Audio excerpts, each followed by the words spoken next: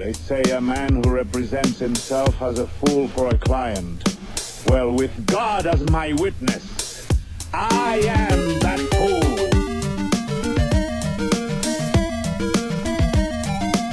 What's up, my wizards? It's Dev. From Mtg, we like magic, and it's the first deck tech of Dominaria Standard. I gave the Patreon posse like 20 different deck ideas to vote on, and in the end, they wanted to talk about some magic mushrooms. So today, black-green Saprolings. Well, at first, I really didn't want to take this deck seriously because it seemed a bit oddish to me, but don't be gloomy because this deck is actually capable of unleashing a vile plume of tokens. It's packed to the gills with enough mushroom people to beat the shiitake out of just about any opponent. Really though, this deck grew on me. I guess you could say I took a liking to it, but look, I'm just going to front load this entire video with puns. I'll apologize for that now. I am a bit of a pun guy, but don't hate me for it. I mean, where are your morals? Okay, I'm done for now. Sorry, I promise for a second, if you think you're going to get out of this without more puns, then you don't know me very well. But all I'm trying to say is that this deck really breaks the mold. Sorry, I can't stop. Help. Anyway, I should have taken this deck more seriously from the start. A deck that was heating up going into Dominaria Standard was green-white tokens. It really helped to prove that one of the more reliable ways to beat a Scarab God right now is just to go wide. And that philosophy translates pretty well to this deck.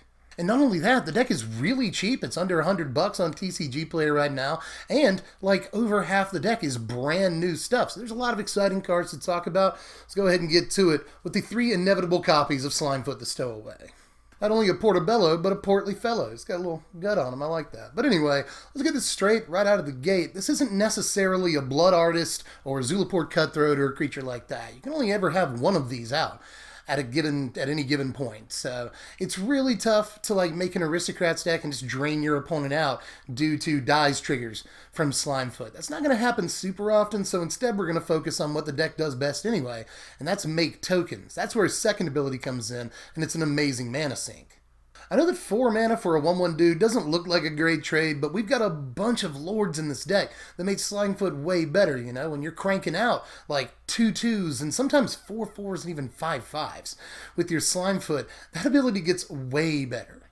But I've mentioned that Slimefoot works best because we're playing a bunch of different lords in this deck. So let's take a look at all of those right now. We're going to play 4 copies of Metallic Mimic, 4 copies of Spore Crown Fallid, and 3 copies of Tendershoot Dryad. Eminem returns, you'll always set him to Saproling. Yeah, you could set him to Fungus if you really wanted a 3/4 Slimefoot, and there's a couple of other fungi in the deck, but mostly you should always set this to Saproling because just about everything in the deck that creates tokens creates Saprolings. But you'll never have to worry about that with Spore Crown Fallid. This covers both our fungi and our Saprolings. And in fact, the only creature in the deck that it doesn't cover is the Tendershoot Dryad, which I will definitely play 3 copies of. This gives us all the value in the world over just a few turns. And a lot of the cards in the deck represent more than one permanent when you play them, Cards that produce multiple tokens, or maybe cards that produce a creature and a creature token when you play them. There are lots and lots of things that stretch your permanent base in this deck, so it's incredibly easy to get to the City's Blessing, and once you do, Tendershoot Dryad makes all of your Saprolings enormous. But how do we develop the board? There's a whole bunch of cards in the deck that do that. Let's take a look at those. We're going to play 4 copies of Saproling Migration, 4 copies of Yavimaya Sapherd, and 4 copies of Spore Swarm. Well, Saproling Migration is crazy. In fact, all of these are, but I really like Migration in this deck because even if you've only got 1 Lord out, then you're still paying 2 mana for 4 power on 2 guys, which is a great deal. But imagine a situation where you curve Tendershoot Dryad into a kicked Saproling Migration. At that point, not only are you guaranteed the City's Blessing, but you have just put 12 power into play at least. If you only have 1 other Lord, aside from that, you put 16 power into play for your 6 mana. But Sapherd and Spore Swarm are here too. Let's talk about them. Sapherd is actually a great turn 3 play after any turn 2 Lord. If you played a Metallic Mimic and you set it to Saproling, then you'll be putting 4 power into play with a Sapherd. But if you got a Spore Crown Fallid on turn 2, then Sapherd will put in 5 power on turn 3, which is a pretty good deal too. It's kind of like playing Jungleborn Pioneer after a Lord and Merfolk. Feels very similar, and that's always a good play too. But oh, Spore Swarm, it's instant speed.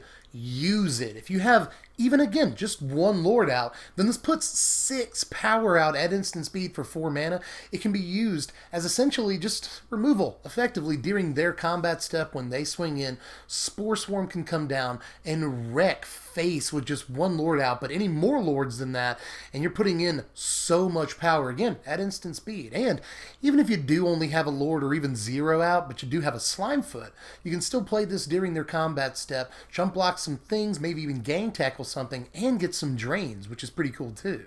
Also, piece of edge tech here, but it is really relevant. You can use Spore Swarm to get the City's Blessing at instant speed with your Tendershoot Dryad, and that can be ridiculously important when they swing in. You know, you can just make all your Saprolings enormous at instant speed and have 3 more of them than they thought you had in the first place. Now, there is one more creature to talk about before we get into the spells and stuff that we're playing, and that's the 2 copies of Fallodon Omnivore. Now, again, this isn't necessarily an Aristocrat's deck, but this is great when you have a Slimefoot out. Sure, it costs a little bit of mana here and there, but you'll almost always have it. 1 mana is not too much to ask. You'll get drain triggers off of your Slimefoot, and also you'll get life when you sacrifice Saprolings, which is pretty sweet. And this is really good with all of our token producers. You know, Sapling Migration represents anywhere between 4 and even 8 power this thing's way. You know, even something like Spore Swarm can be up to 6 power towards it at instant speed, which again, that can be really relevant. The threat of activation on this is really, really scary. Your opponent almost always has to block it or risk taking a buttload of damage. But the real hidden win the game mode on it is when we give it Trample and Indestructible, which we can do thanks to our 3 copies of Song of Freya Lies. This thing's a hit, baby. I'm telling you. First of all, not only is it awesome with Fallodon Omnivore, just talked about that, giving it Trample and Indestructible is a great way to end a game. Just feed a bunch of stuff to it and get in. No matter what, you're going to win, barring any kind of crazy exile effects like Seal Away. A lot of these are white, by the way, so watch out against white decks for Seal Away and Settle the Wreckage and Cast Out at instant speed, or even bounce effects like Blink of an Eye and stuff. But barring anything like that, very easy to win the game with a Trample Indestructible huge dude. But obviously, it's not all about just Omnivore with Song of Freya. There's a reason we're playing this, and that's because, again, most of the cards in this deck, when you play them, represent more than one permanent. So if we play Song of Freya on turn 4 or 5, then we're going to end up getting all of the mana in the world, and there's plenty of stuff that we want to spend that on. Kicking a Sapling Migration, maybe playing a Tendershoot Dryad, even just making tokens with Slimefoot. We can do all of that with the mana that we're getting from our creatures when we have Song in play for those first couple of turns. I look at this a little bit differently than Cryptolith Right, because we don't have any 1-drops, at least until Thallid gets printed in Core Set. You're going to do that, right, Wizards? Please do that. It would help this deck out a lot.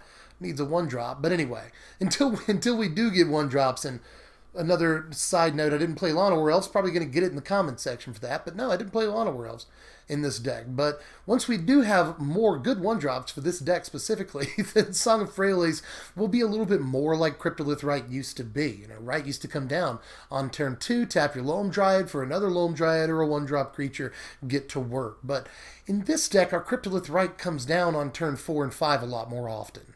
In this case, we'd much rather prefer to be set up with a decent board already and then play Song to get more mana to cast the last couple of cards in our hand. And then by the time Song procs and goes off with that 3rd lore counter, we've got a huge board and we can get in FTW.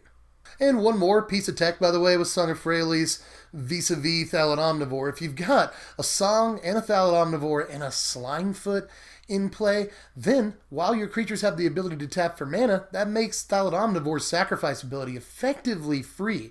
They can tap themselves to sacrifice to Fallodon Omnivore, and then you're just getting free dice triggers for your Slimefoot. So if you've got a huge board and you want to win the game, that's another way of doing it, provided again that you have the right pieces in order.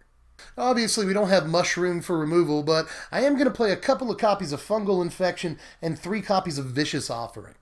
A Fungal Infection is just about the ugliest name for a Magic card ever, but I am playing it over Fatal Push in this deck, mostly to help keep the budget down, but there's other reasons why you might want to do it. You know, at first I thought this was completely dead against control, but it turns out, in a pinch, you can target one of your own creatures with it just to get a Saproling. And, provided that you have a Lord or 2 out, sometimes Fungal Infection can make a 3/3 or bigger for you. And all in instant speed, too. There's a lot you can do with a Fungal Infection. You know, we're going to be facing down a bunch of Llanowar Elves in this format. We might not be playing them, or at least I'm not, but a lot of other decks will, and Fungal Infection is a great way to just completely shut down their playing of Llanowar Elves on turn 1 and get board presence out of it. That is a blowout when you look at it. And we've got a bunch of other creatures we can take down with a Fungal Infection, like Bomac Courier, Earthshaker Kinra, Glentsleeve Siphoner, Champion of Wits. The list goes on and on. There's actually a ton of creatures. Dauntless Bodyguard, Skymarcher Aspirant. There's a ton of stuff that a Fungal Infection can take down and leave you up on board presence. And VO is there because I think this is so much more than a Bone Splinters, you know. This, unlike a Bone Splinters, can take out indestructible creatures because it gives a negative toughness, you know. It can basically take out things like Hazoret, extremely important, and even Ronus, which could have increased importance in Dominaria Standard because green's looking really good, whether it's Mono Green Stompy, Green-Red Monsters. There's a lot of green-based decks that look crazy in this format. Ronus is probably going to be part of those. This can take that out too. And, importantly, it can take out Lyra Dawnbringer. There's really not a whole lot of cards in the deck other than like Vraska's Contempt that we could put in. That can help us do that. And Lyra Dawnbringer is a card that completely crushes us once it's out, so it's great to have an answer to it as well. Now here's our land base right here, pretty cut and dried. We're playing 24 lands. This is actually a pretty hungry deck. You know, we've got a couple of creatures that have activated abilities that take a bunch of mana, plus something that we're trying to kick into play. I mean, we need some mana, so I think 24 is right, even with Song of Freyalise in there. And, again, cut and dried, you know, we get to play Woodland Cemetery. Yay. Haship Oasis is in there because it can make even the smallest token into a pretty big dude for at least the one turn. And I've even put in the Memorial to Folly just in case you lose an important creature like Tindershoot Dryad. Pretty vulnerable to removal, let's keep it real, so you can use your Folly to get it back or maybe a Slimefoot that you need. And here's our Scylla sideboard right here. We've got some tools against aggro. Finishing off the playset of Fungal Infection is going to be great against mono-red, white-based aggro, and obviously Llanowar Elves. So we're going to pack the playset of those after, game 1 as much as we can. But we've also got that 4th copy of Vicious Offering when we know we're trying to take down Lyra or Hazoret or Ronus or bigger creatures of any stripe. Vicious Offering is pretty good at doing that. It can even take down a Scarab God for a turn when you need it to and you've got an extra Saproling lying around.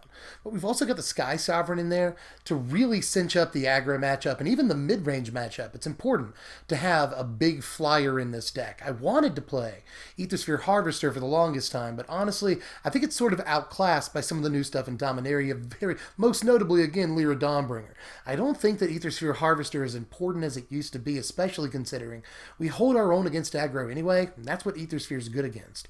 I would rather have Sky Sovereign not only to hold down the fort in the aggro matchup, but also to face up against bigger flyers in mid-range matchups and get some bolts in for us. But something else that I hate coming up against is sweepers. This deck really, really hates to get its board swept because it works very hard on its board position. So we've got 3 copies of Duress to get those sweepers out of their hand in the early game. We've got Fungal Plots to help us rebuild after sweepers. And obviously we're going to play at least a couple of copies of Heroic Intervention to make sure cards like Fumigate don't happen in the first place. But what's cool about all 3 of these is that they also serve other functions, aside from just getting sweepers out of our opponent's hand. We stretch these pretty well. They're flexible. Duress can also get counterspells and troublesome artifacts and stuff, enchantments like Cast Out, Seal Away, out of our opponent's hand. That's going to be important sometimes. Fungal Plots can help us draw cards and gain life when we need to do either of those things. And Heroic Intervention, even if we're not worried about sweepers, this can help us out in a bunch of different combat situations. And finally, what would a green sideboard be without at least 3 copies of Naturalize?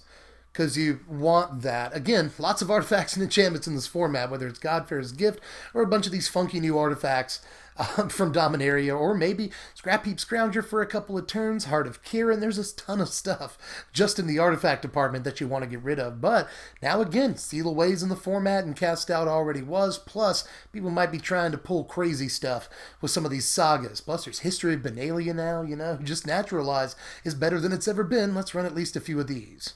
And there's a bunch of stuff that I didn't play that could go either in the board or the main deck. I already said I didn't play Fatal Push. If you had the dough, you could probably do that. Vraska's Contempt could go in there if you wanted to, but I think Vicious Offering does a lot of what Contempt does. But honestly, if you're worried about a bunch of Planeswalkers or you're really worried about red aggro, then Vraska's Contempt could just go on top of copies of Vicious Offering if you want to be really, really safe. Probably has a place in the deck as a 1 or 2 of.